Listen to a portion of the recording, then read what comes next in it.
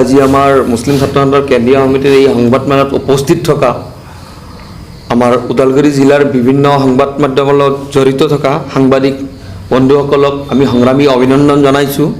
আমাৰ সংবাদমেলত উপস্থিত থকা আমাৰ প্ৰাক্তন সভাপতি আব্দুল মালিক ডাঙৰীয়াকো আমি সম্বোধন জনাইছোঁ। আমাৰ মাজত উপস্থিত আছে আমাৰ সাধাৰণ সম্পাদক কেন্দ্ৰীয় সমিতিৰ আশিক ৰাব্বানী ডাঙৰীয়া, আমাৰ মাজত উপস্থিত আছে ওদালগুৰি জিলা সমিতিৰ সভাপতি মিয়াৰুল ইছলাম, সাধাৰণ সম্পাদক হাছেন আলী প্ৰমুখ্যে বিভিন্ন আঞ্চলিকৰ বিষয়ববীয়াসকল।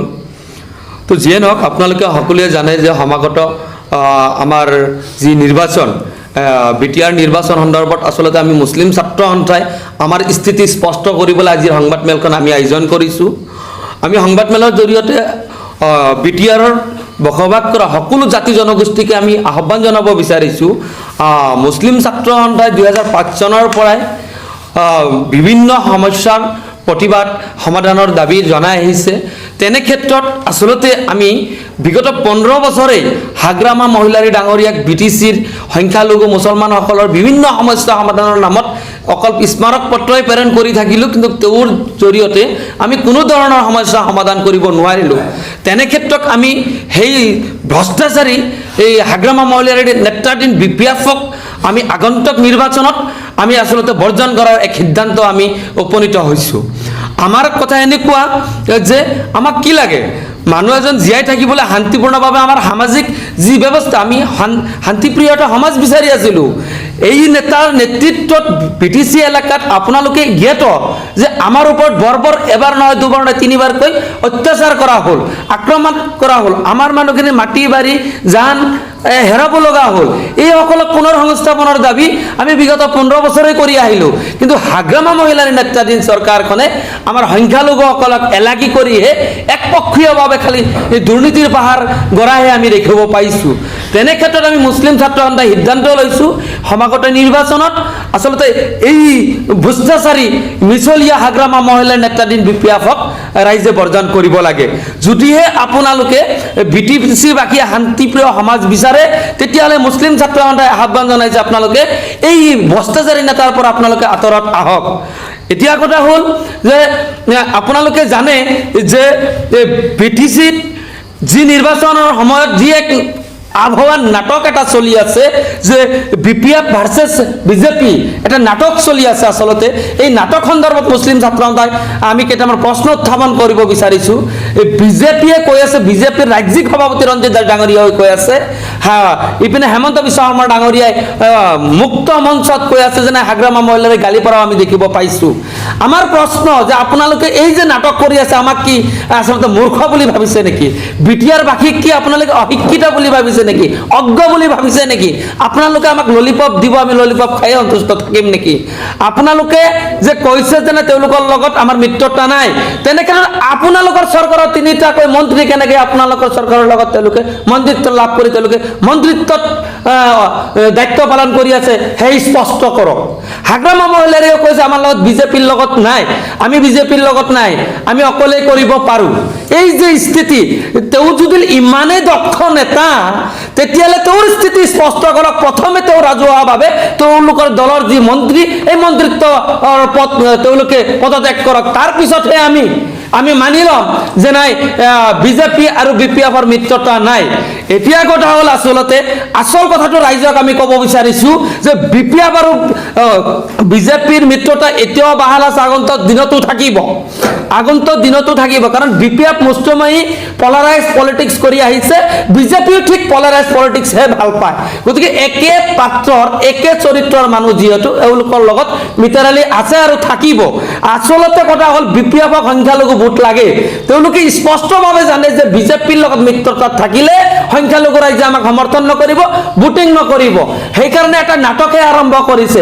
এই নাটকত BPF-এ সংখ্যালঘু ভোটৰ বিভাজন কৰে, তেওঁলোকৰ স্বাৰ্থ সিদ্ধি কৰিব। ইপিনে আকৌ এই অনাবৰই হওক বা UPPL-এ হওক, যাতে তেওঁলোকে অনাবৰৰ ভোট নাপায়, অনাবৰৰ ভোটখিনি ডাইভাৰ্ট কৰিবলৈ আচলতে BJPয়ে যতে মতে যাই কিনে যি টি মন্তব্য আগবঢ়োৱা বুলি আমি দাবী উত্থাপন কৰিছোঁ। আচল কথাটো এইটো। গতিকে মুছলিম ছাত্ৰ সন্থাৰ স্পষ্ট কথা, ইতিমধ্যে UPPL প্ৰধান আপোনালোকে জানে প্ৰমোদ বড়ো ডাঙৰীয়া প্ৰমোদ বৰা যিহেতু এজন প্ৰাক্তন ছাত্ৰ নেতা, তেখেতৰ লগত আমাৰ তেখেতৰ এটা আন্তৰিকতা সেই ছাত্ৰ সংগঠনৰ পৰাই এটা আছিলে। তেখেতৰ লগত আমি বহিছিলোঁ, আমি কৈছোঁ যে আপুনি যিহেতু এজন সুদক্ষ ছাত্ৰ নেতা আছিলে, গতিকে আপোনাৰ নেতৃত্বত যিহেতু UPPL নেতৃত্বাধীন চৰকাৰ হ'বলৈ গৈ আছে, তেনে ক্ষেত্ৰত আমাৰ কিছুমান ক'বলগীয়া দাবী আছে, দাবীখিনি আপুনি আমাৰ যদি পূৰণ কৰে নিশ্চয় আমি অনাগত নিৰ্বাচনত আপোনালোকৰ প্ৰতি আমি এটা সহমত আগবঢ়াম। তেনে ক্ষেত্ৰত আমাৰ প্ৰথম দাবী আছিলে আচলতে যে আমাৰ যিহেতু BTC এলেকাত সংখ্যালঘু বোৰ্ড গঠন হৈছে, আপোনালোকে জানে এই সংখ্যালঘু বোৰ্ডত BPF প্ৰধান হাগ্ৰাম আমলেৰ নেতৃত্বত কি হৈছিলে যে ST আৰু HCৰ মানুহক আচলতে চেয়াৰমেন বনাই থৈছিলে। এইটো কোৰ কথা? আমাক কি মূৰ্খ বনাইছে নেকি? আমাক মূৰ্খ ভাবিছে নেকি? সংখ্যালঘু বোৰ্ডৰ চেয়াৰমেন সংখ্যালঘু সম্প্ৰদায়ৰ মানুহ হ'ব লাগিব। এই ক্ষেত্ৰত আমি আচলতে UPPL প্ৰধানৰ প্ৰাক্তন নেতাগৰাকীৰ লগত যেতিয়া আমি আলোচনাত মিলিত হৈছিলোঁ তেতিয়া সহমত প্ৰকাশ কৰিছে। তেখেতে কৈছে সংখ্যালঘু বোৰ্ডে সংখ্যালঘুৰ উন্নয়নৰ কাৰণে কাম কৰিব, তাত সংখ্যালঘুৰ নেতাৰ জৰিয়তে নেতৃত্ব হ'ব, তাত আমি ধন্যবাদ জনাইছোঁ। আৰু তাৰ লগত কথা হ'ল যে আমাৰ BTCত আমাৰ যিখিনি আচলতে আমাৰ সম্প্ৰদায় আচলতে শিক্ষাৰ দিশত আমি বহুত পিছ পৰি আছোঁ। আমাৰ সংখ্যালঘু অধ্যুষিত অঞ্চলসমূহত আপোনালোকে পৰিভ্ৰমণ কৰিব, যদি 300 ছাত্ৰ ছাত্ৰী আছে মাত্ৰ এজন শিক্ষক আছে। আমি বহুবাৰ BPFক জনাইছিলোঁ, অসম চৰকাৰক জনাইছিলোঁ, এই সমস্যাৰ সমাধান হোৱা নাই। আমি UPPL প্ৰধান প্ৰাক্তন ছাত্ৰ নেতাগৰাকীক যেতিয়া আমি এইখিনি কথা অৱগত কৰোঁ, তেওঁ নিজে কৈছে যে মই যিহেতু ছাত্ৰ নেতা আছিলোঁ এইখিনি কথা মই জ্ঞাত, ৰাজনৈতিকভাৱে ক্ষমতাত আহিলে প্ৰথমে এইখিনি সমস্যা সমাধান কৰিম। তেনে ক্ষেত্ৰতো আমি তেখেতক আমি ধন্যবাদ জ্ঞাপন কৰিছোঁ। আৰু আমি এই মুহূৰ্তত যেহেতু নিৰ্বাচনী বতাহ বৈ আছে, তেনে ক্ষেত্ৰত আচলতে যদি কোনোবাই কাৰোবাক সমৰ্থন কৰে এটা বজাৰ চলি থাকে আপোনালোকে জানে, কিন্তু মুছলিম ছাত্ৰ সন্থাই স্পষ্টভাৱে কৈছে জাতীয় স্বাৰ্থ সিদ্ধি শুদ্ধ আৰু নিকা এখন চৰকাৰ গঠন কৰিবলৈ আৰু BTCৰ শান্তি ঘূৰাই আনিবলৈ সকলোৰে সম অধিকাৰ সম বিকাশ কৰিবলৈ সেই মুছলিম ছাত্ৰ সন্থাই এই সিদ্ধান্ত লৈছে। আমি আচলতে ৰাজনৈতিক সিদ্ধান্ত ল'ব পাৰোঁ ঐক্যবদ্ধভাৱে, আমাৰ সাংবিধানিক অধিকাৰ, আমি সাংবিধানিক অধিকাৰ এইকাৰণে লৈছোঁ যে আমি শান্তিপ্ৰিয়ভাৱে জীয়াই থাকিব বিচাৰোঁ। BTCত বিশেষকৈ মুছলমানসকলৰ ওপৰত যিখিনি মানে এটা ভয় সোমাই দিয়া হৈছিলে, এই ভয়খন দূৰ কৰিবলৈ আচলতে UPPL প্ৰধানক আমি আহ্বান জনাইছোঁ। আমাৰ মাজত যি এক দূৰত্ব, এই দূৰত্ব দূৰ কৰিবৰ কাৰণে আমি আহ্বান জনাইছোঁ। আমি ভাতৃত্ববোধেৰে আগবাঢ়ি যাব লাগিব। যদিহে আমি উন্নয়ন বিচাৰোঁ তেতিয়াহ'লে ধৰ্মৰ নামত বিভাজন হৈ যদি আমি থাকোঁ তেতিয়াহ'লে কিন্তু আমাৰ সমাজৰ ক্ষতি হ'ব। বড়ো অনাবড়ো আমি সকলোৱে ভাই ভাই হৈ BTCবাসীৰ ৰাইজে BTCৰ ক্ষেত্ৰত সহমত জনাই আমি এইবাৰ vote for change, vote for development, vote for unity এই সিদ্ধান্তটো আমি উপনীত হৈছোঁ। এইখিনি আমাক লাগে।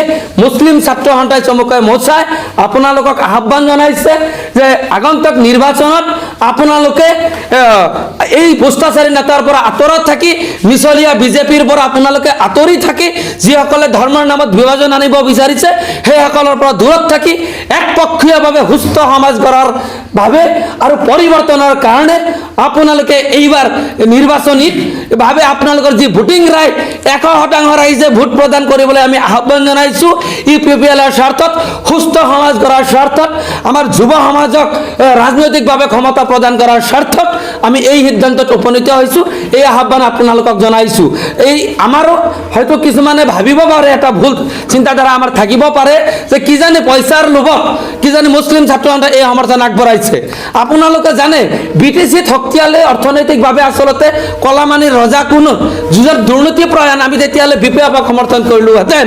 আমি পইচাৰ লোভত কৰা নাই, এইখিনি আমি সুস্থ সমাজ গঢ়াৰ স্বাৰ্থতে এইখিনি কৰি আছোঁ। আপোনালোকে জানে বিগত 15 বছৰত 30% মুছলমান BTC এলেকাত আছে।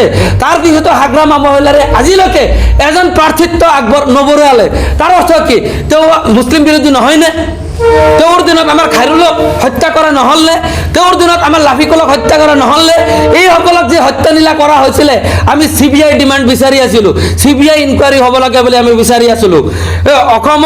অসম চৰকাৰৰ নেতৃত্বাধীন এই হেমন্ত বিশ্ব শৰ্মা ডাঙৰীয়াই সেইসকল মমেণ্টতো কংগ্ৰেছৰ নেতা তেওঁ মন্ত্ৰী আছিলে। আজি বিজেপি চৰকাৰ মিত্ৰজোঁটৰ চৰকাৰতো তেওঁৱেই। গতিকে তেওঁ আৰু হাগ্ৰামাৰ নেতৃত্বত আমাক আচলতে হত্যালীলা চলাই আছে বুলি আমি অভিহিত কৰি আহিছিলোঁ, বিভিন্ন সময়ত কেন্দ্ৰীয় চৰকাৰে এইখিনি কথা আমি জনাই আহিছিলোঁ। আচলতে ব্ৰিটিছে চৰকাৰে এইখিনি কথা গুৰুত্ব নিদিয়াৰ বাবে আমি নাই পোৱা নাই আজিলৈকে। গতিকে যেতিয়ালৈকে আমি ব্ৰিটিছ চৰকাৰ আমি পৰিৱৰ্তন কৰিব নোৱাৰিম, তেতিয়ালৈকে আমি ন্যায় নাপাম, তেতিয়ালৈকে আমি সুৰক্ষিত নহয়, তেতিয়ালৈকে আমাৰ উন্নয়ন নহয়, তেতিয়ালৈকে শান্তি কৰি নাহে, তেতিয়ালৈকে আমাৰ সম অধিকাৰ নাহে। গতিকে আমি পৰিৱৰ্তনৰ কাৰণে এইবাৰ ভোট দিবলৈ আমি ৰাইজক আহ্বান জনাইছোঁ। আমি মুছলিম ছাত্ৰ সন্থাই শেহতীয়াকৈ আহ্বান জনাইছোঁ যে আপোনালোকে পৰিৱৰ্তনৰ কাৰণে ইপিপিএলক যদি আপোনালোকে ভোট প্ৰদান কৰে, নিশ্চয় এটা শান্তিপূৰ্ণভাৱে এটা নতুন চৰকাৰ পাম বুলি আমি এই আশাবাদী। মুঠতে BTAD-ত যি সম অধিকাৰ ন্যায়ৰ কথা আছিলে, তাত পৰা কিন্তু আমাৰ মুছলিম অধ্যুষিত অঞ্চলত বঞ্চিত হৈ আছে। গতিকে আমি মুছলিম ছাত্ৰ সন্থাই এটা সিদ্ধান্ত লৈছিলোঁ যেন এইবাৰ BTC অঞ্চলত পৰিৱৰ্তন হ'ব লাগে। যি পৰিৱৰ্তনৰ বঁটা বৈ আছিলে তাত আমি ৰাইজৰ সহমত প্ৰকাশ কৰিব লাগে। আজি চাওক, যি BTAD-ত এতিয়াও যি অবৈধ অস্ত্ৰসমূহ আছে সেইবিলাক বাজেয়াপ্ত কৰাৰ কাৰণে কিন্তু আমি বাৰম্বাৰ কৈ আছিলোঁ, কিন্তু আজিও এতিয়াও BTAD-ত কিন্তু অবৈধ অস্ত্ৰ আছে বুলি আমি প্ৰমাণ পাইছোঁ। গতিকে এই ক্ষেত্ৰত অসমৰ গৃহ বিভাগৰ দায়িত্বত থকা মুখ্যমন্ত্ৰীকো আমি আহ্বান জনাম যেন BTAD-ত থকা অবৈধ অস্ত্ৰসমূহ বাজেয়াপ্ত কৰিব লাগে, আৰু যি হত্যাকাণ্ড যে পূৰ্বতে হৈছিলে তেনেকুৱা যাতে পুনৰবাৰ যাতে এই BTAD-ত নহয়, এই ক্ষেত্ৰত গৃহ বিভাগে পূৰ্ণমানে নজৰ ৰাখিব লাগে বুলি আজিৰ এই সংবাদমেলৰ জৰিয়তে আহ্বান জনাইছোঁ। লগতে আজি লাফিকুলক লৈ পেলাই যি ৰাজনীতি আপোনালোকে এতিয়া কৰি আছে, বিগত সময়বিলাকত আপোনালোকে ক'ত আছিলে? অকল নিৰ্বাচনৰ ইছ্যু হিচাপে আপোনালোকে লাফিকুলক ব্যৱহাৰ কৰিছে নেকি? নে আজি খাইৰুল ইছলামক আপোনালোকে পাহৰি গৈছে নেকি? নে লাফিকুলৰ নাম লৈ পেলাই আপোনালোকে TRP লৈছে নেকি? গতিকে এই ক্ষেত্ৰত হিমন্ত বিশ্ব শৰ্মাই এটা স্পষ্টীকৰণ দিব লাগে, লাফিকুল আৰু খাইৰুল ইছলামৰ মাজত ডিফাৰেঞ্চ কিয়? খাইৰুল ইছলামক হত্যা কৰা হৈছিলে আৰু লাফিকুল ইছলামক হত্যা কৰা হৈছিলে। গতিকে আমি আহ্বান জনাম যে প্ৰয়াত লাফিকুল ইছলামৰ হত্যাকাণ্ডৰ যি ন্যায়িক তদন্ত চলি আছে বা CBI তদন্ত চলি আছে, তাৰ লগতো খাইৰুল ইছলামৰ হত্যাকাণ্ডকো একে সমমৰ্যাদা দি পেলাই তেওঁলোকক গ্ৰেপ্তাৰ কৰিব লাগে। আৰু খাইৰুল ইছলামৰ পৰিয়ালবৰ্গক তেওঁলোকে যি আৰ্থিক সাহায্য দিয়াৰ কথা কৈছিলে, কিন্তু আজিলৈকে তেওঁলোকে কিন্তু সেইখিনি ক্ষতিপূৰণ পোৱা নাই। ইভেন কি লাফিকুল ইছলামৰ ফেমিলিয়ে যথোপযুক্ত যিখিনি ক্ষতিপূৰণ পাব লাগিছিলে আজিলৈকে কিয় পোৱা নাই? গতিকে এই ক্ষেত্ৰত হাগ্ৰামা মহিলাৰ স্থিতি স্পষ্ট কৰক। আমাৰ হিমন্ত বিশ্ব শৰ্মা ডাঙৰীয়াই যিজনে নেকি এতিয়া আমাৰ BTAD-ত যি হিন্দু মুছলমানৰ ৰাজনীতি কৰিব বিচাৰিছে, মুছলমানৰ যিটো ভোট বেংক হিচাপে ব্যৱহাৰ কৰা যিটো পন্থা অৱলম্বন কৰিছে, গতিকে আমি সকীয়াই দিছোঁ আপোনালোকে সংখ্যালঘুক লৈ পেলাই যি ৰাজনীতি আৰম্ভ কৰিছে সেই ৰাজনীতি বন্ধ কৰক, অন্যথা মুছলিম ছাত্ৰ সন্থাই কিন্তু পুনৰ অসমত জংগী আন্দোলন কৰি দিবলৈ বাধ্য হ'ব।